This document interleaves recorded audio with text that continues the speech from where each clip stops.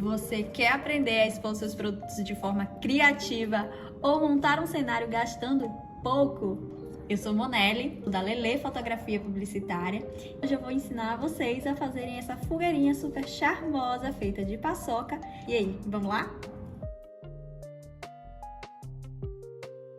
Para poder fazer essa fogueirinha charmosa de paçoquinha, a gente vai precisar de 2 pedaços de papel seda. Eu escolhi o vermelho e amarelo para representar o fogo. O tamanho eu cortei em 10 por 8, tá? Mas você pode fazer quadrado também, que dá super certo. Vamos lá para a dobradura. Se liguem só como é difícil isso aqui, hein? Para não dizer o contrário. Dobrou aqui no meio, juntou a pontinha com pontinha, segurou aqui, ó, a mãozinha aqui de gancho e suspendeu a florzinha. Ai, que lindo que tá ficando, foguinho, muito foguinho, apocalíptico. Depois, o amarelo, você vai fazer a mesma coisa.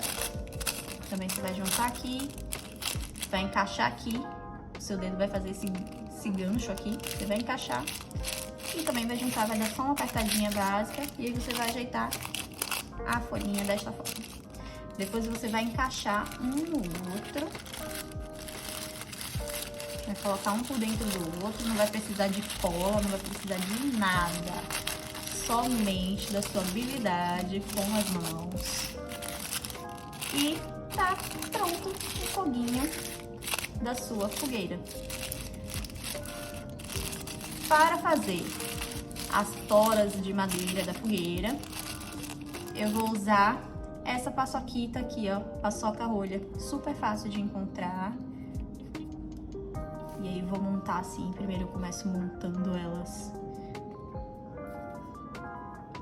pela metade, pelo meio, e depois eu vou encaixando os outros, opa, e arrumo as torinhas de madeira aqui, assim. E aí eu só coloco aqui no meio. E pronto! Que lindo!